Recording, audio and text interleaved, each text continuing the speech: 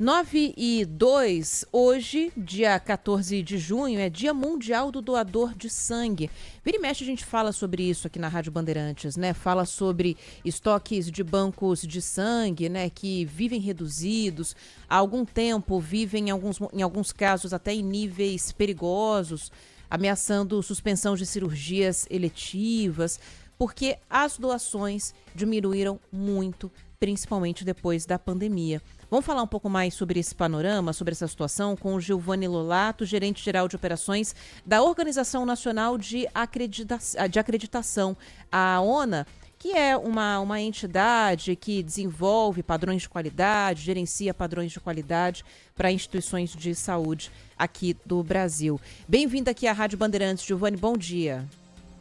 Bom dia, muito obrigada pela oportunidade de estar aqui com vocês. Giovanni, eu queria primeiro saber sobre essa situação da queda de doadores, se vocês têm percebido alguma mudança em relação a isso nos últimos meses. A imprensa tem feito campanhas, né, ajudando na divulgação dessas campanhas para tentar levar cada vez mais pessoas para os bancos de sangue. Tem surtido algum efeito? Vocês têm percebido uma melhora na procura pela doação? A gente vê que essa questão da doação ela tem oscilações, né? Dependendo do momento em que as campanhas elas são mais insistentes e que a gente tem um número maior de campanhas em vários locais aí no Brasil, a gente consegue ter um aumento. Mas a impressão que dá é que a população ela vai lá, faz a doação quando tem alguém incentivando, como por exemplo, né, hoje que é o Dia Mundial da Doação de Sangue, e aí depois acaba entrando na rotina e não torna isso sistemático, né? Sem dúvida as campanhas elas surtem um efeito, mas o efeito ele é muito imediato, né? A gente precisa talvez de ações que possam fazer com que a população consiga compreender a necessidade de tornar essa ação de doar, né, rotineira. Então, a cada 6 meses ou a cada X tempo, dependendo da minha condição, eu sei que eu posso ir lá e doar o sangue. Eu acho que é nesse sentido que a gente precisa trabalhar. E como que dá para a gente fazer isso? O que tem sido planejado? Porque a gente percebe que essa busca por doadores também acontece mais pelos bancos de sangue quando há quando o limite do estoque está perto de um nível muito perigoso, né? Então, quando a gente fala de campanhas frequentes, né? Como que isso está sendo pensado ou já está sendo feito? Tá. Uma das iniciativas que a gente enxerga é a iniciativa vinda, né, das organizações de saúde. Mas acho que isso a gente precisa expandir não só para os bancos de sangue, né, gente? Por exemplo, tem uma iniciativa em Santa Catarina, onde o banco de sangue, que ele fica no meio do estado, ali em Chapecó, por exemplo, o que ele faz? Ele organiza caravanas para buscar as pessoas da sociedade em locais que não têm acesso ao banco de sangue, que não tem um banco de sangue próximo. É uma iniciativa muito bacana e que, organizada de forma sistemática, você faz com que aquela população se organize para fazer essa doação. Iniciativas como essas ou outras, enfim, nesse sentido, que são mais assertivas, acho que a gente precisa estimular que as organizações de saúde como um todo. O que eu quero dizer? Os hospitais, as unidades ambulatoriais, avaliar a população ao seu redor, né, verificar como é que está essa questão da doação e incentivar, né, estabelecer iniciativas como essas, porque aí você torna isso sistemático e dá acesso, porque às vezes eu acredito muito que essa sensibilização da população, a população acaba lembrando quando alguém comenta, ou quando tem uma campanha, ou quando é um dia como hoje. Então, se a gente consegue mobilizar as organizações de saúde para isso, a gente consegue aumentar essa adesão, sem dúvida. Doutora, bom dia, bem-vinda aqui ao nosso programa. Eu sou um doador em potencial, né? Aliás, eu sempre desejei e tentei fazer doação de sangue algumas vezes, mas eu sou sempre barrado. Mas eu procuro, sabe, a cada, sei lá, a cada período assim, quem sabe isso já foi resolvido, né? Aí eu vou lá e tento, na hora lá da entrevistinha, quando eu digo que já tive hepatite B, não é hepatite B, não me lembro mais. Aquela hepatite mais amena, né? Que eu tive, eu tinha 14 anos de idade. Eu nem vou fazer as contas, mas faz muitos anos, viu, doutora, que isso aconteceu. E aí, assim, de lá para cá, eu não consigo ser... Assim, eu tive uma pessoa muito próxima que era uma senhora que era uma doadora, ela tinha um compromisso ali com a humanidade, assim, de doar sangue, né? E aquilo me encantava, eu sempre quis ser como ela, né? Mas eu procuro lá, tem esse impedimento. A ciência tem avançado pouco nisso, no sentido de como é que eu diria, de eliminar esses riscos, né, no sangue doado, de alguns, enfim, não é possível que isso não seja passível de uma, enfim, de uma terapêutica qualquer aí, que a ciência tenha desenvolvido, ou não, ou é algo em que não se mexe.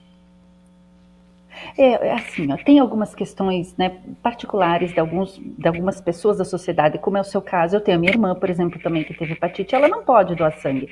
Só que quando a gente olha a proporção da população, né, se a gente vê que, assim, quem é que pode doar? São pessoas que têm de 16 a 69 anos, que têm aí um pouco, né, mais de 50 quilos, que são pessoas que estão saudáveis. Se a gente for olhar a proporção da população que tem uma situação como a sua, é uma proporção muito pequena, né? Lógico que se pudesse ser solucionado, é excelente.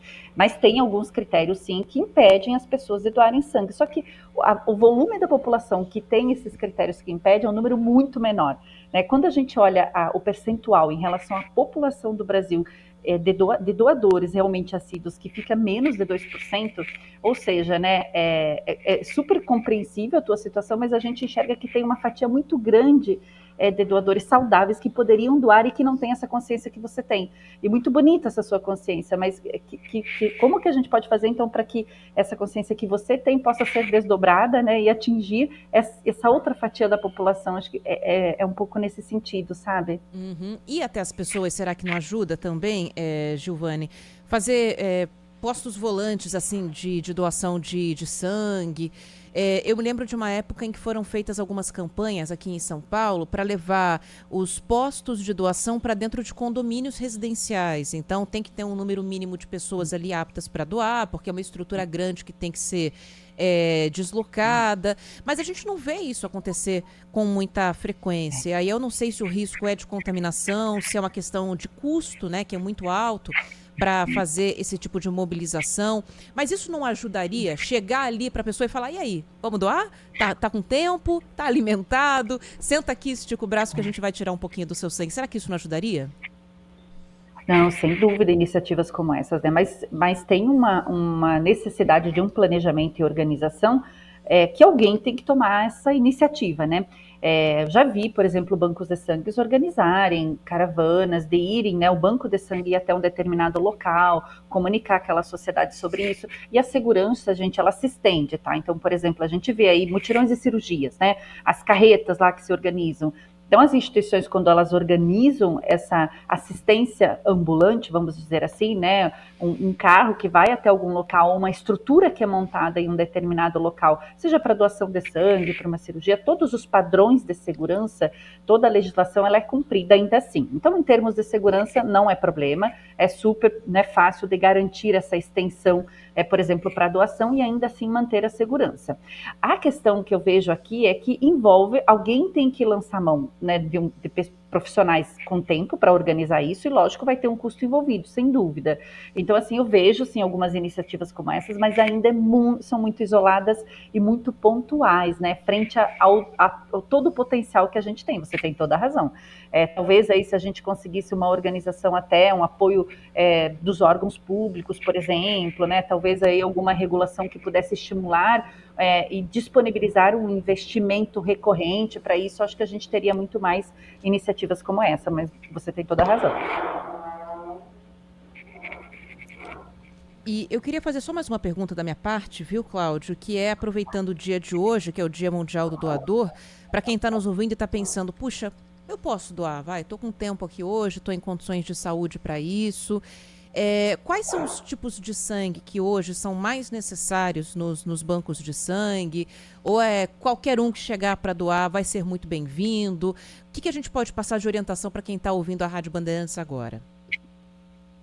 Olha, primeira coisa, procure o banco de sangue mais próximo aí da sua cidade, da sua casa, vá até o local.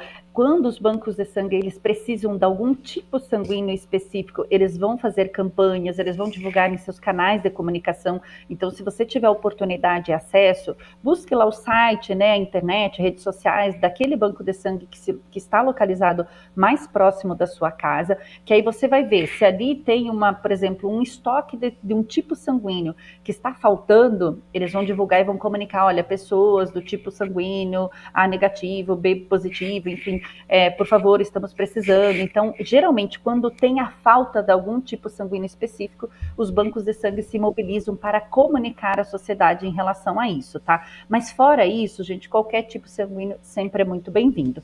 E se acontecer alguma questão nesse sentido, fique de olho nas comunicações ou até vá até o banco de sangue, né, procurar informação a respeito disso, tá bom? Tá aí, então não perca tempo, faça isso, vá doar sangue. Aproveita o sábado, aproveita o dia de hoje, né? Que tem essa mobilização do Dia Mundial do Doador e já faça a sua parte também. Giovanni Lolato, gerente de operações da Organização Nacional de Acreditação. Obrigada aqui pelo seu tempo com a gente. Um bom fim de semana. Imagina, eu que agradeço imensamente. Obrigada, igualmente.